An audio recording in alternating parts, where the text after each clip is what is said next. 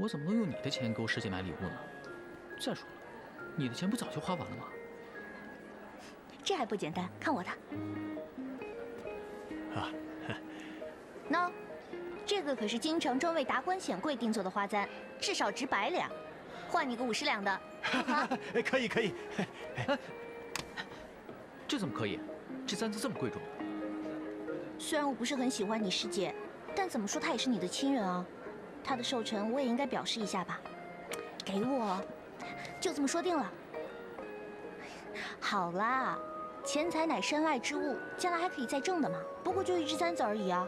你师姐可是1年才过一次寿辰的。那，那好。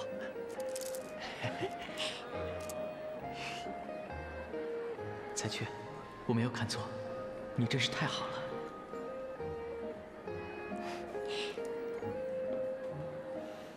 别再这么看我了，再好下去，你师姐寿辰都过了。走吧。嗯。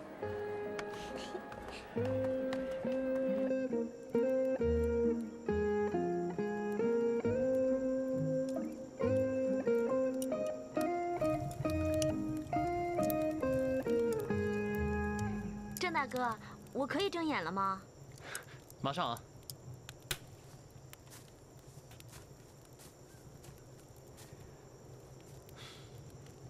睁开吧。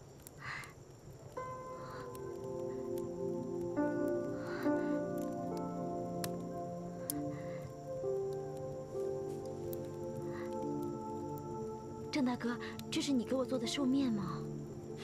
今天不是你的生辰吗？我也没给你准备什么，就给你煮了碗长寿面，祝你平安快乐。郑大哥，你原来不是2王子吗？出身尊贵，怎么还会做这个啊？我娘是中原人，每当我过生辰时，我娘都会为我做一碗长寿面。那个时候我娘煮面，我就守在她的身边，看着她。我还对她说，等吉儿长大了，我也要给娘做长寿面。可如今我真的长大了，不仅吃不到我娘做的长寿面，就连给我娘做面的机会都没有了。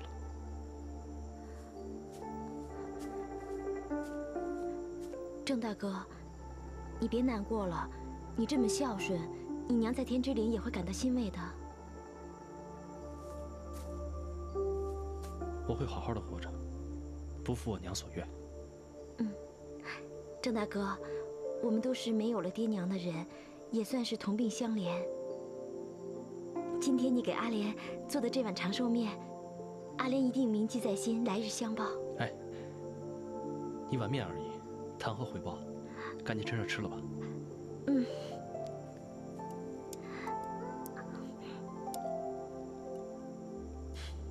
这是阿莲吃过的最好吃的寿面了。哎，对了，阿莲，我晚上还要巡夜，可能不能陪你太久。要不这样，我让军营的兄弟们来陪你过寿辰，你们一起热闹热闹。不用了，郑大哥。郑大哥给阿莲煮的寿面，比天下所有的美味佳肴都好吃。要不我陪你巡夜吧？好啊。但最近这个妖怪，不知道去了哪里，真是奇怪，也不知道藏匿到什么地方，伺机而动。阿莲，你们有没有什么简单的除妖的法咒？教我几招，也好防身用啊。好，好，好，没问题。哎，现在不用，你先吃面吧。哦。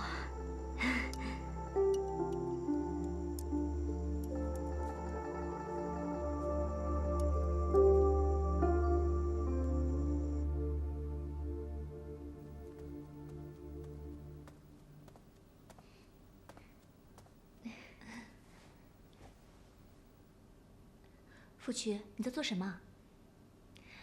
我在为小姐和王校尉准备和亲酒。哦，我不是说过不用了吗？赶紧把酒倒掉。小姐，傅渠都是为你好。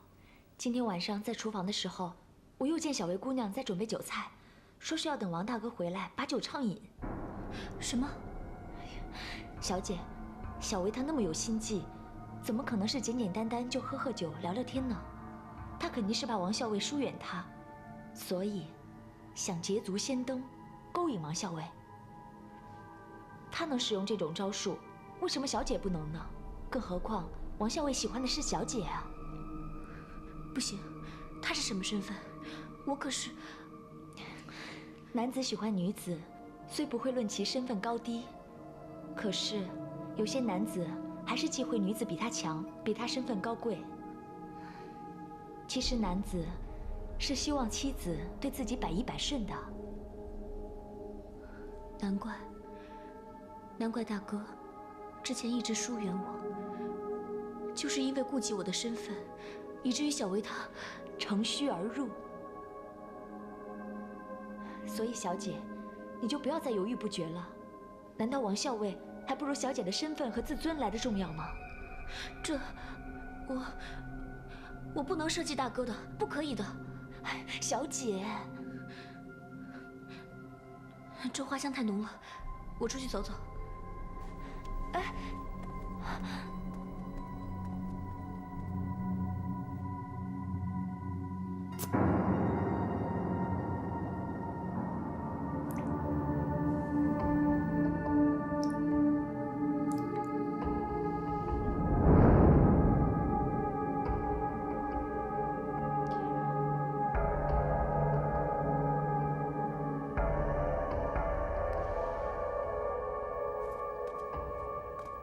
姐姐，你就别费事了。那个王大哥根本就是个瞎子，你对他再好，他都视而不见。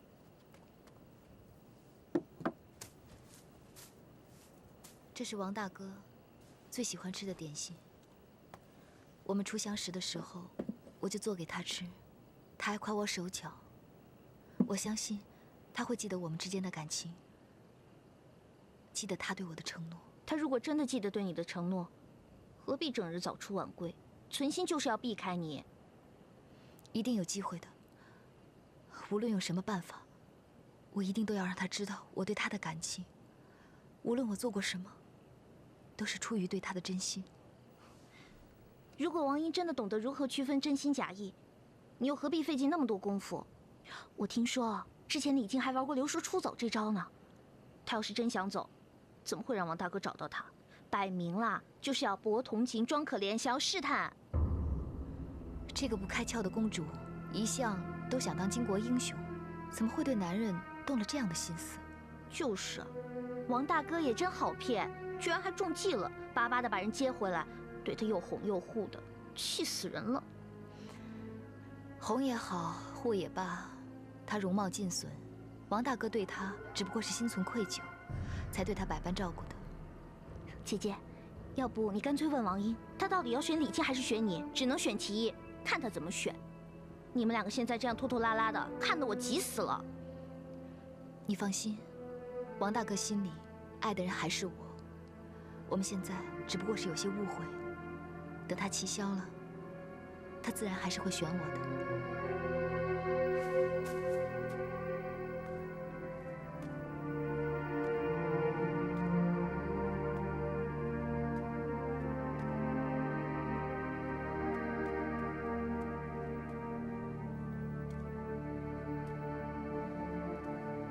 小姐，发生何事了？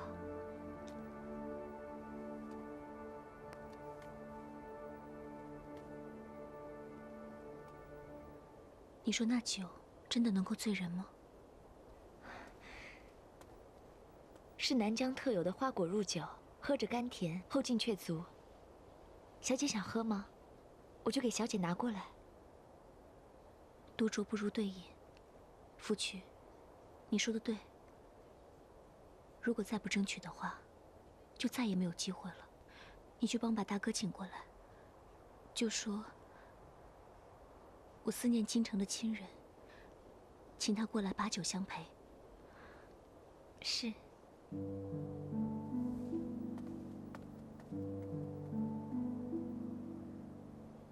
来，干杯！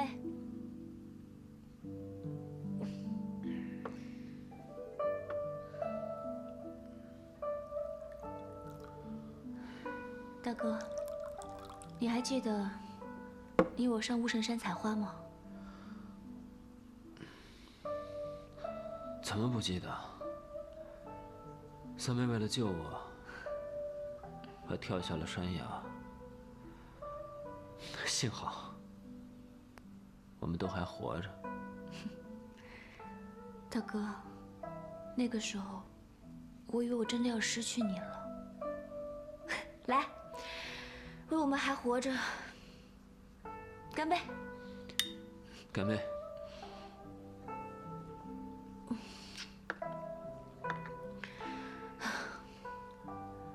离宫这么久，也不知道父皇怎么样了。自从来了南疆之后，也不知道阿莫和萧表兄他们在哪里。三妹，三妹，你不要难过，还有大哥陪着你嘛。大哥，多谢你这段日子一直陪伴着我，多谢你的不离不弃。来，静儿敬大哥一杯。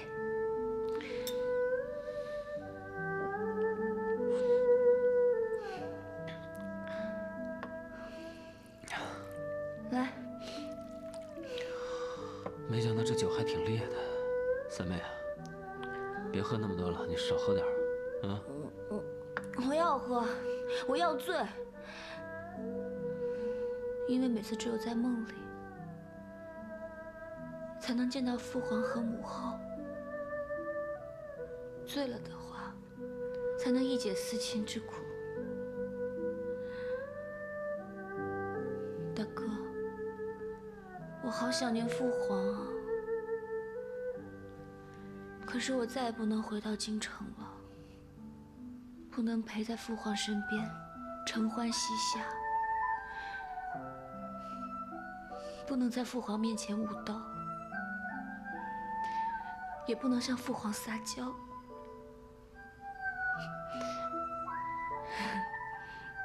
大哥，你说我是不是很自私啊？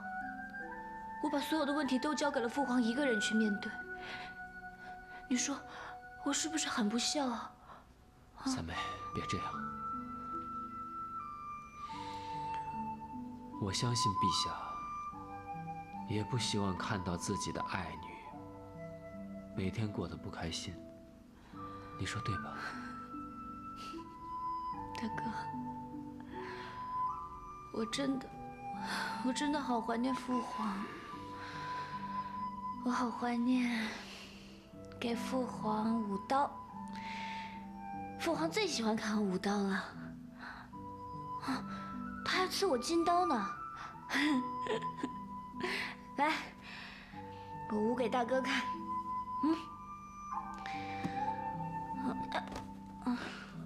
小心点儿。哎，哎呀，你喝醉了吧？啊？大哥，我现在没了父皇，也没了亲人，我就只有大哥一个人了。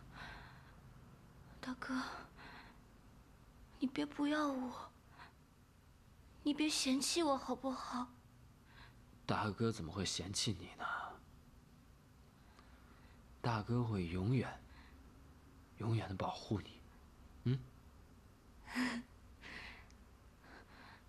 大哥，你也是喜欢我的，对不对？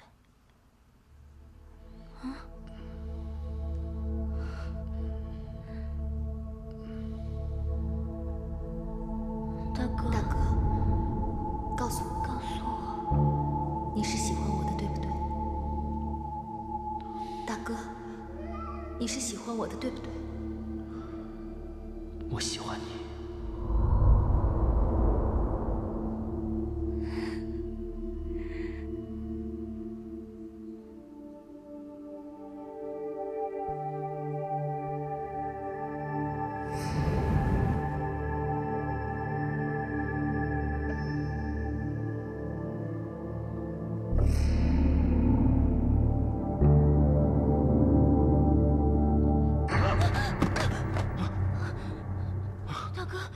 你怎么了？三妹，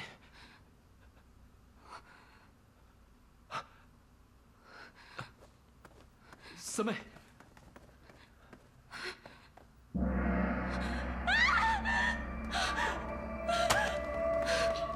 三妹，大哥看看没事吧？不要！我不要你看到我现在这个样子，我不要你看到我这个样子。三妹，大哥不是故意的，你不要误会。我没有误会，连大哥都怕看到我这个样子，让我情何以堪？不是，我不要，以后不要让你看见我妖怪般的样子。你走！三妹，你千万不要这么想。不管你变成什么样子，你都是大哥心目中的静儿，我不会怕你的，我会陪着你的。让我看一下吧，好吗？我不要你可怜我。我刚刚从你的眼神中看到了恐惧，我从镜子里看到了我妖魔一般的脸。大哥，你不要再说了，你要再说的话，只会让我更加的无地自容。你走，静儿，对不起。你走，对不起，我真的不是故意的，我不听，我不要听，我不要听。静儿，我不是这个意思。大哥，静儿，你听我说。静儿，走，你出去，静儿，你走。静儿，静儿，静儿，你听我说呀，静儿。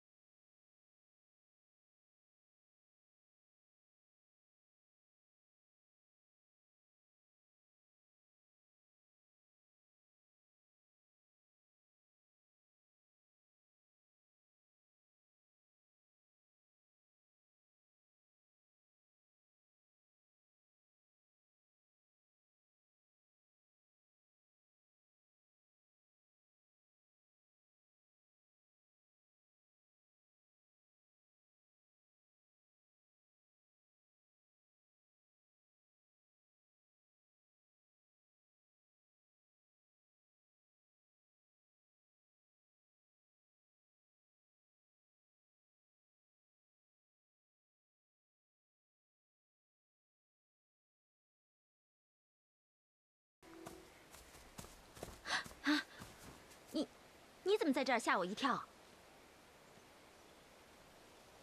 师姐，你怎么好像换了一个人似的？怎么了？不好看吗？不是，挺好看的。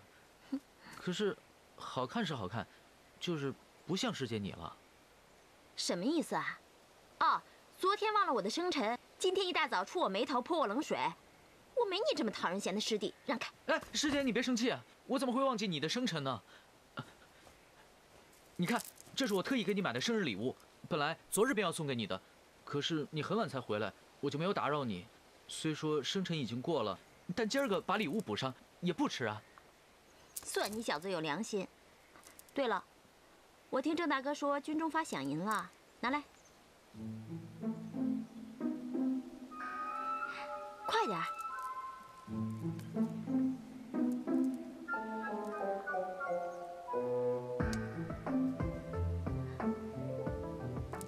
不是一共5两吗？怎么才1两？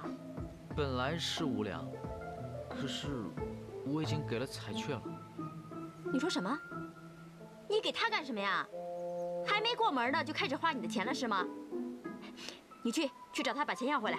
不行啊，师姐，银子都已经给他了，怎么还能再要回来呢？你呆子吧，你色迷心窍了吧？你不去是不是？你不去我去要。哎，师姐，千万别去啊！平日里彩雀陪我上山采药，很是辛苦，银子给他拿着也是应该的呀。再说了，我们2人早已不分彼此，银子谁拿着，都是一样的。你们俩才认识几日啊，就不分彼此了？那我呢？我是外人吗？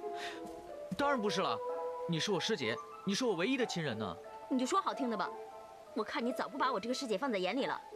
师姐，我知道你是担心我，怕我吃亏，所以才处处提防着彩雀。可是，彩雀真的是个心地善良的好姑娘，我不会看错人的。如果你能放下心中的防备，试着去了解她，你一定也会和我一样喜欢上她的。哼，我喜欢她，我喜欢她才怪呢。师姐，我已经跟彩雀立下了约定，要永远在一起的。所以，你就算是为了我，也应该试着去接纳她呀。你对彩雀有成见，可是彩雀对你却不错啊。你看这串珠子，就是她卖了自己的首饰，专门给你买的。你说什么？这是她买的啊？我才不稀罕呢！我现在就让她我。师姐，这可是我跟彩雀的一番心意啊！而且，这珠子可值100两银子呢，扔掉太可惜了。你要是真的不稀罕，你就还给我吧。你说什么？就这个值100两银子？啊，这么贵啊？算了，你既然这么贵重，还给他我傻呀。就是说嘛，况且师姐，你戴上这串珠子，就显得你更好看了。是吗？是啊，师姐你皮肤白，这珊瑚珠子最衬你肤色了。对了，师姐，你这番收拾打扮是要去见郑大哥吗？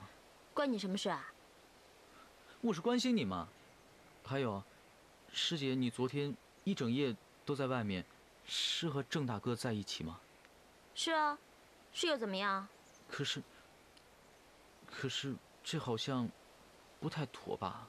有什么不妥的？哦，你不管我，还不许有个人陪我过生辰啊？难道我就活该一个人孤孤单单吗？师姐，我不是这个意思。我就是觉得，郑大哥好像对公主……你别管我好吗？哦，你都找着伴儿了，我就不能有一个喜欢的人吗？再说了，我也是女儿家，虽然不比公主金尊玉贵，但我也有侠肝义胆呢。说不定郑大哥就欣赏我这一点呢。可是，郑大哥最在意的是公主，不是师姐你。你说什么？没什么。我自信郑大哥对我和旁人是不同的，不然他怎么会单独给我过生辰呢？我看你就管好你自己吧，别老是操心我的事。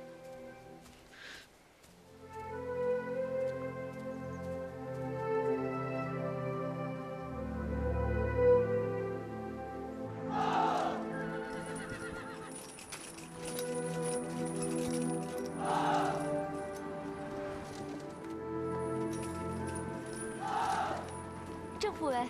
怎么了，福曲姑娘？福渠知道自己贸然到军营来找郑父为太过冒失，可是如果不来找郑父为的话，也不知道还能有谁能够帮助小姐了。静儿她怎么了？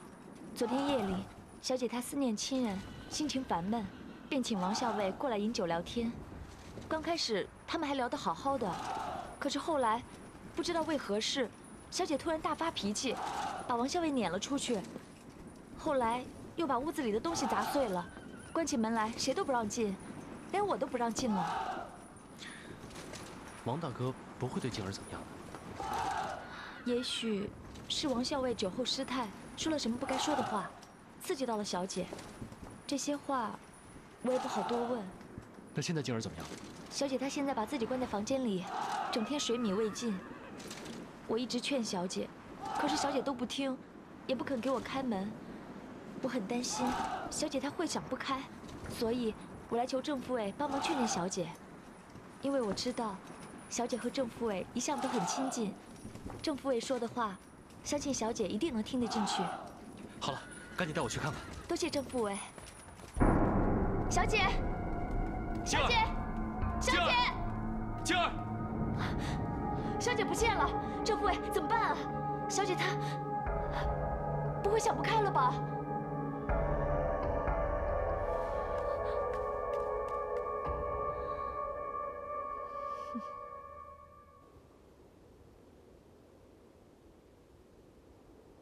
大哥，原谅静儿的不辞而别。静儿原本以为抛开了一切，来到了南疆，便能跟大哥长相厮守，怎奈天不遂人愿，让我变成了这副模样。如今，我不愿再面对你，更没有勇气面对自己。大哥，对不起。君不见，黄河之水天上来，奔流到海不复还。天生我材必有用，千金散尽还复来。五花马，千金裘，呼儿将出换美酒，与尔同销万古愁。大哥，静儿再也不能与你同享万古愁了。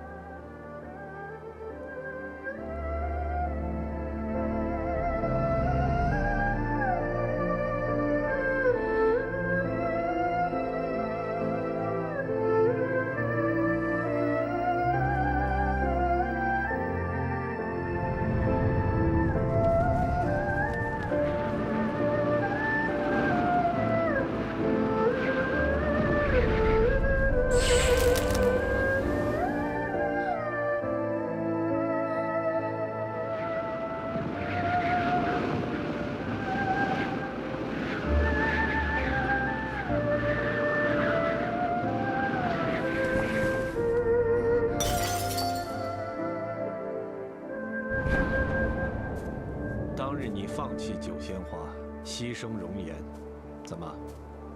今日后悔了？你是上次在巫神山救过我的那个神灵。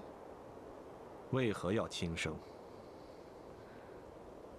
与其日日面对自己的妖孽，还不如死了干净。当日我提醒过你，是你自己说王英的性命比自己的容颜重于100倍。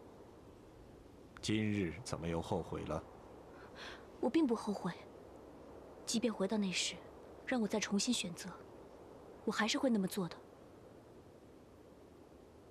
只是我没有想到，连大哥都嫌弃我的容颜，甚至我放弃了自尊，只希望能够得到他的爱。爱一个人还需要尊严吗？也曾有人像你一样，为了爱放弃自己的尊严，让自己的尊严像这脚下的泥土一样。跟他比起来，你岂不差远了？但是我已经竭尽全力了。我不敢看到大哥，我怕他看我的眼神。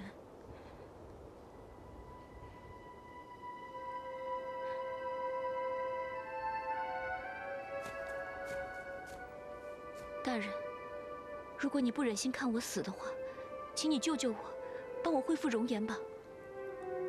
我已救你2次，下面就要看你自己的造化了。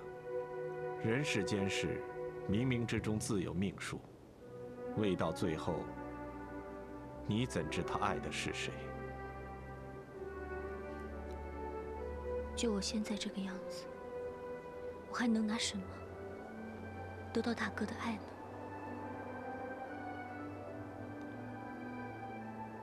你与他缘分未尽，草草了结自己的性命，只能让他更伤心。若你要用自己的死让他愧疚一生的话，这样自私自利的感情，难道就是你所谓的爱？不是的。我也不希望看到大哥感到痛苦，只是这样我也痛苦，我也不知道该怎么办才好。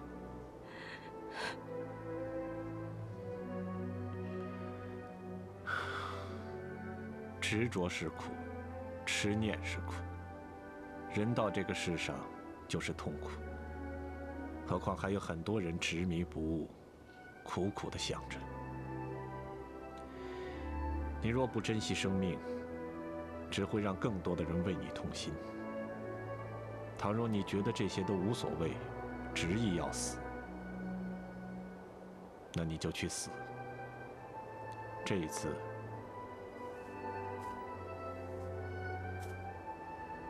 本尊不会再救你了。对，你说的对。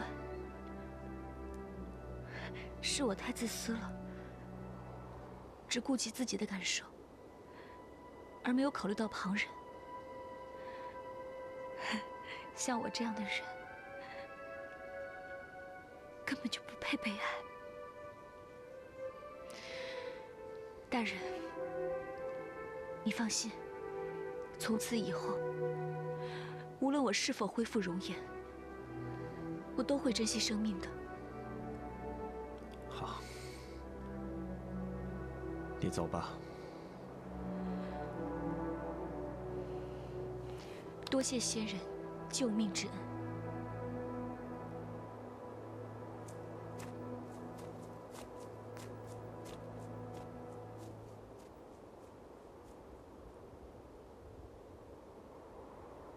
你与小薇一样，都无法看破情障。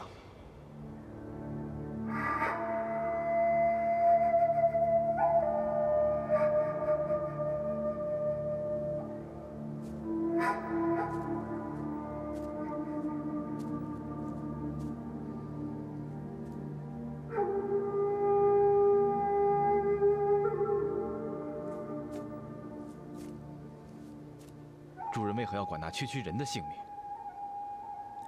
他不能死。他若死了，小薇向谁去取金黄心窍？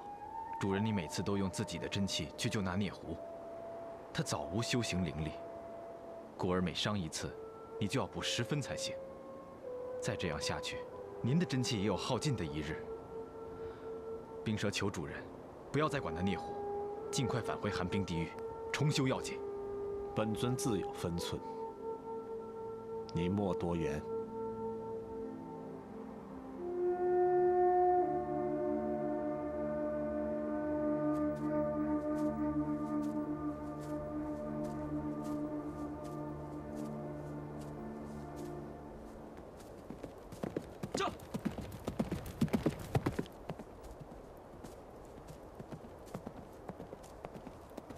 这。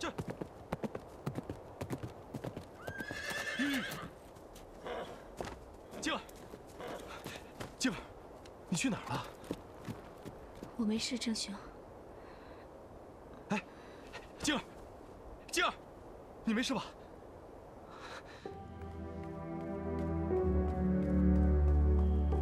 郑大哥，这是怎么了？还愣着干什么？赶紧来帮忙！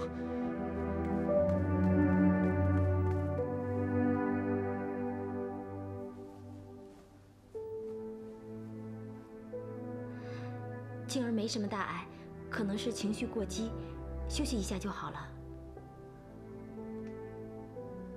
郑兄，我没事，我就想一个人出去走走，散散心，却让你们大家都为我担心，对不起。你们两个先出去吧。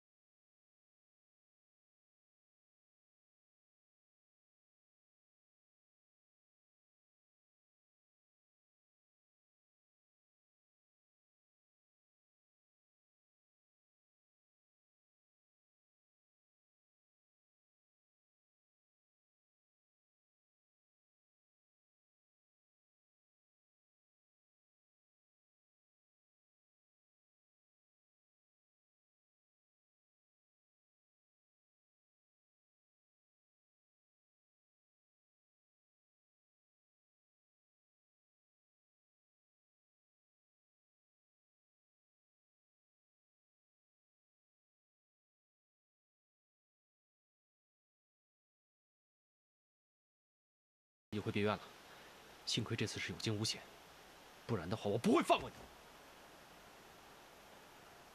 都是我不好，你既然知道自己不好，为什么还要伤害他？他为了你，忍受了多少痛苦，放弃了一切来追随你。他为了救你，不惜牺牲换回容颜的机会。这么好的一个女子，你怎么能辜负她呢？但我已经有小维了，如果你是我，你能怎么样？我不能辜负小维的。好啊，你既然有了小维，你就好好的待她，让静儿对你彻底死心。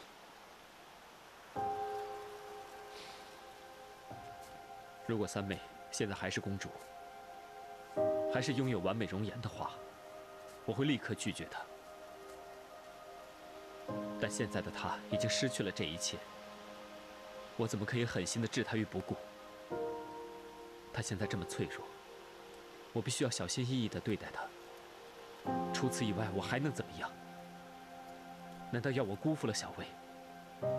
我这样做的话，对三妹来说也是一种伤害。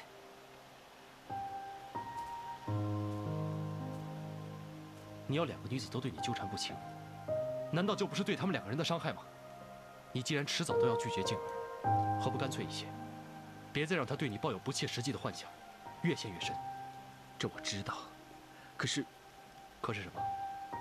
连你自己都不敢确定，能不能够拒绝她？你也喜欢静儿？当然不是。我只希望三妹每天开心，我不想看到她以泪洗面。如果她能得到幸福的话，就算要了我的命，我也心甘情愿。你是不是喜欢三妹？没错，我是喜欢静儿，我想尽了一切办法让她开心，让她欢笑。可是，在她的眼里，只有你，而我只不过是她的一个朋友。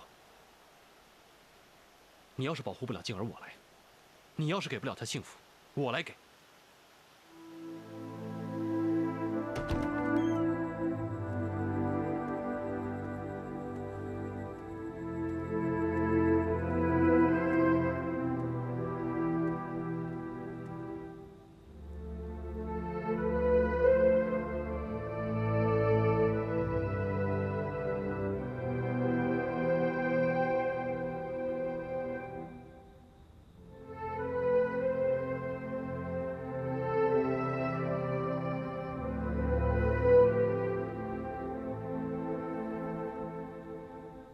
静儿，对不起，大哥不是有心伤你的，可以原谅大哥吗？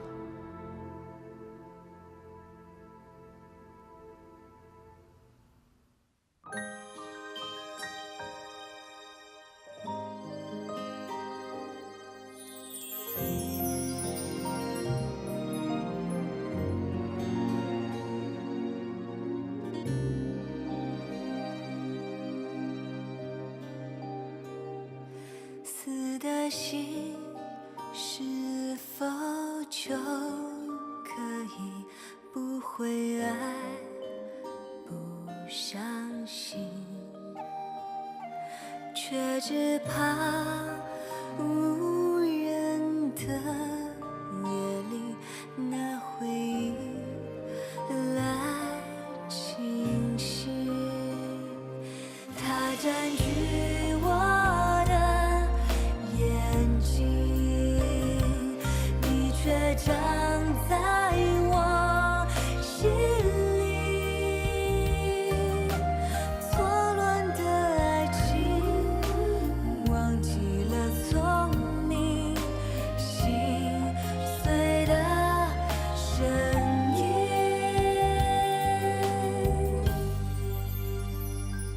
死的心是否就可以不会爱，不伤心，